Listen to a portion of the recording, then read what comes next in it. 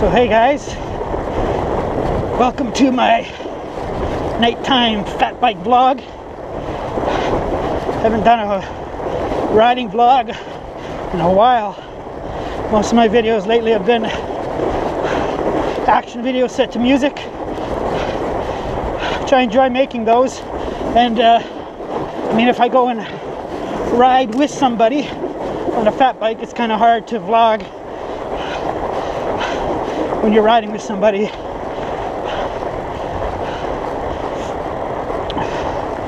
So I'm just out at night here, getting in some exercise.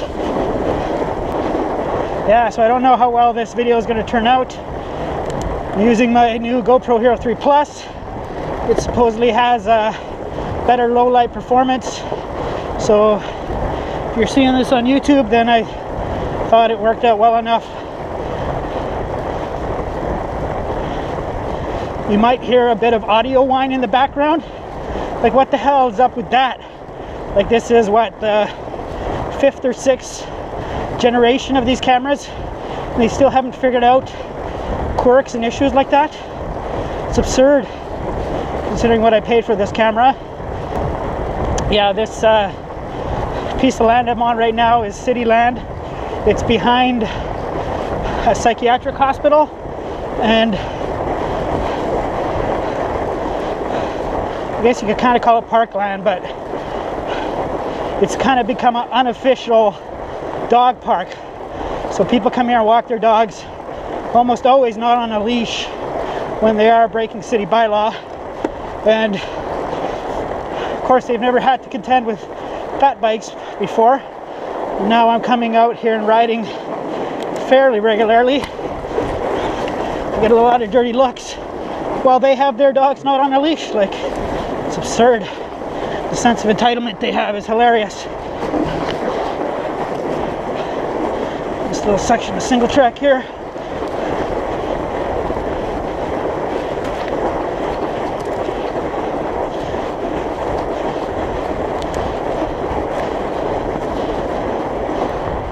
Now, human footprints are one of the worst things to ride your bicycle through in the snow when there's just been a few people, because they sink in and then their steps harden. It's like riding through a minefield. But eventually, if you get enough people walking on it, they make the best possible trail. But a lot of people have to walk on it. So the fact that this is as hard packed as it is gives you an idea of how many people come here and walk.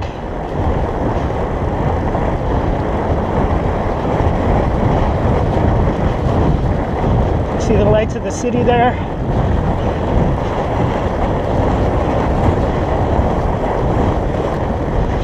This is one of the open fields, well packed down. Got some wind-blown piles here. It's been pretty windy the past few days. Some wind chills in the minus 40 Celsius range. So yeah, polar vortex. We have had a cold winter, some record low temperatures, hit minus 38 Celsius before wind chill. A series there where it was regularly into the minus 30s overnight, and didn't get much warmer than minus 25 during the day. You know, I'll go out and ride my fat bike once or twice in that kind of weather, but when it continues for a couple of weeks on end, it's pretty mentally draining. So I didn't ride as much as I wanted for a couple of weeks there because it was just so cold. I mean, it just sucks the pleasure and enjoyment out of it. So we finally had a break. This is the warmest day we've had in a while. It's like minus 10 Celsius right now. And the daytime highs supposed to get a little bit colder, minus 15-ish, which is good. I'll ride in those kind of temps, but we're still getting cold overnight lows, like minus 25 Celsius almost every night for the next week or so. I want to start commuting to work, but those kinds of temps in the morning, again, I have all the gear to ride in that.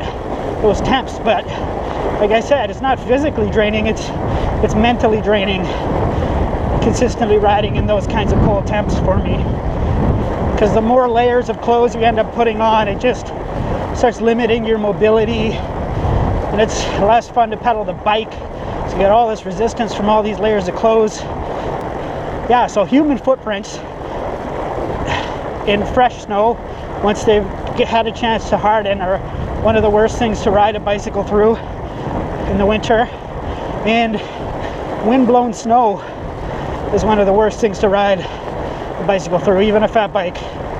It's wind-blown snow is so dense that it looks like it should be easy to ride through, but it's been packed so dense that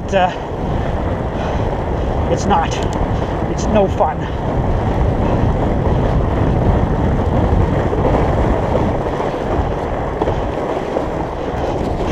So yeah, hopefully we are done with polar vortexes, or polar vortexes for this winter.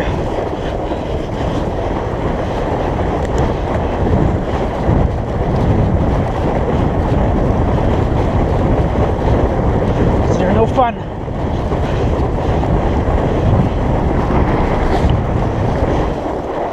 So I haven't been out to the family camp cottage yet this winter. Plans to do a couple rides out there this winter.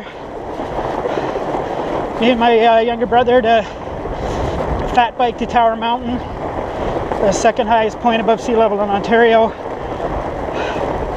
and the Arrow Lake Cliffs, where I've never been.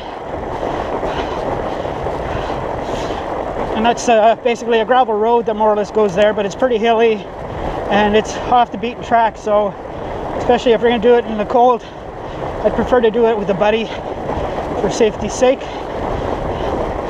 And it'll be snowmobiled in, so in the summertime it's actually it's occasionally maintained. So some of the downhills, it gets washout, exposed rocks, so the hills would be a lot of fun to blast down if they were in better condition.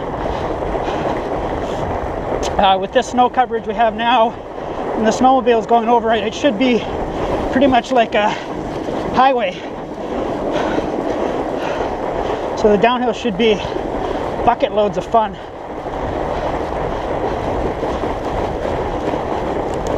And the uphill portion should be rideable. It should be packed hard as rock by snowmobiles.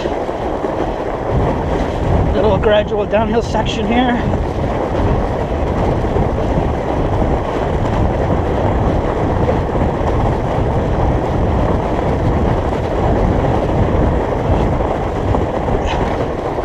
It's not quite as hard packed through here, so people are just starting to come through this section since the last bit of snow we had, but it is rideable.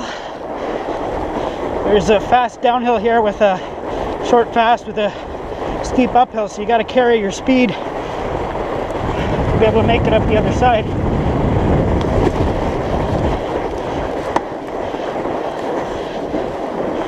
Nice. Did it.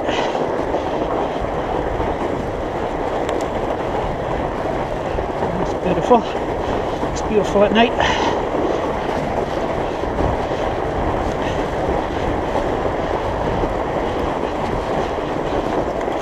Yeah, there's another place I want to take you guys. It's called Cowan Park. It's a city park, not very well known, but me and my brother went snowshoeing there not that long ago, just on the weekend, and it's a city park. You're not supposed to snowmobile on there, but because it's on the edge of town, snowmobilers get in there. So it's nice, hard packed, snowmobile wide. There's a huge uphill that's not rideable because it's just too steep, but you'll be able to ride down it, and it's only snowmobile wide, and then it's bush on the side, so it's a really cool trail, and you'll be able to fly down it. And it's one of the longer downhills, probably one of the longest continuous downhills trails that I've seen in the area. So we'll probably go there this weekend. Again, because I'm riding with my brother, I probably won't vlog. I'll just make probably just a video of that downhill. Not even set to music, because it's, you know, long downhill around here. If you go consistently downhill for longer than 3 minutes, that's a long downhill in these parts.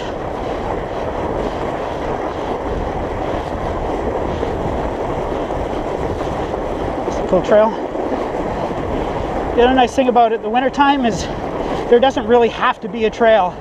If there's enough snow, you can pretty much make a trail anywhere you want, as long as it gets packed down. So I'm like literally a 5-minute ride from where I live. It's a nice little piece of parkland, just a hop, skip, and a jump, or ride. I just have to ride 5 minutes to get here. I would be out here more often if it wasn't for the flippin' polar vortex. I'm done with minus 30 Celsius. So we're coming out into a field here. It totally gets wind blown. So I don't even know if we'll be able to ride all of this.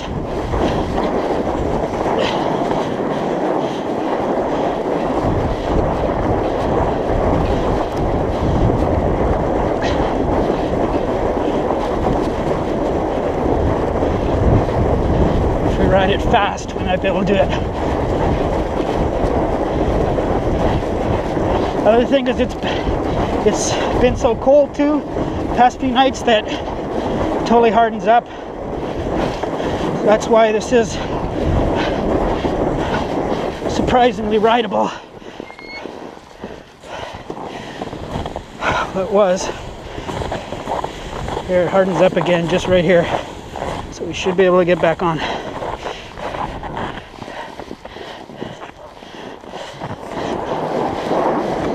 Yep.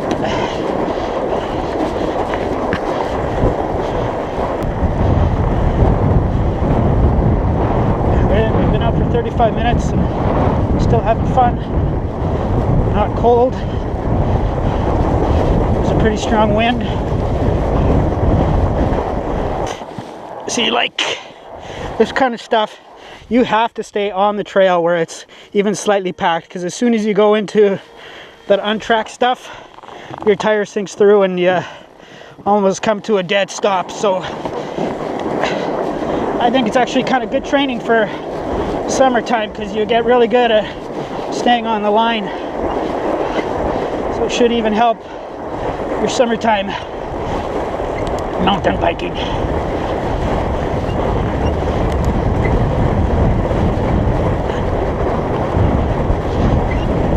That was fun there.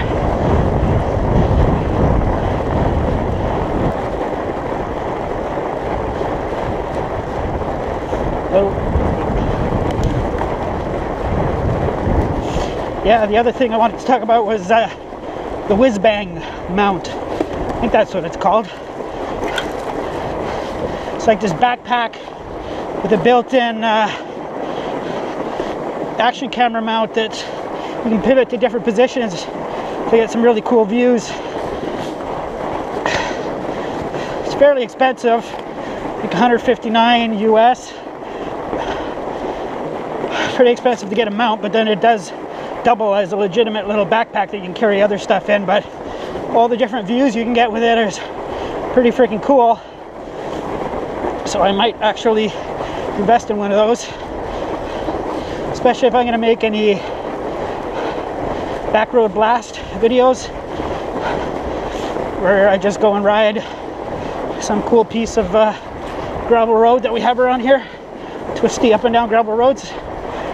Be a really cool view, unique view that you'll start seeing more of as more and more people buy them. But if I get on the board early, put some pretty unique looking content. Okay, so here we have that fast downhill with the steep uphill, but in the other direction.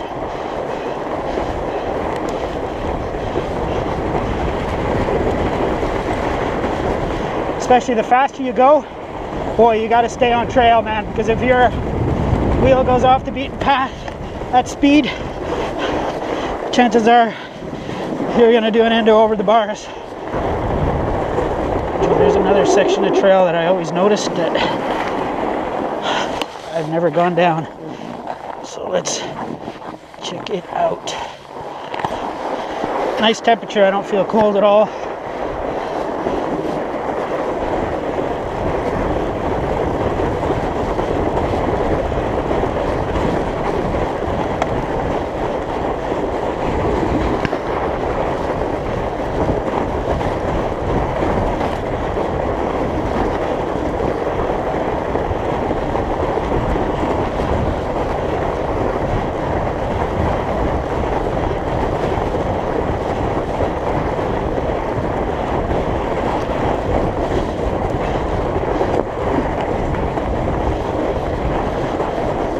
Never been down this trail before, so bear with me.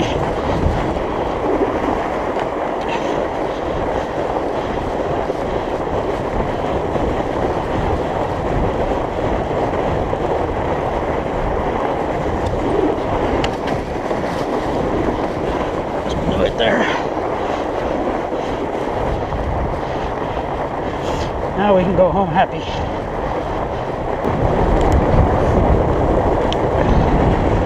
Well, that what does it. We're leaving the park here. My first actual vlog in many moons.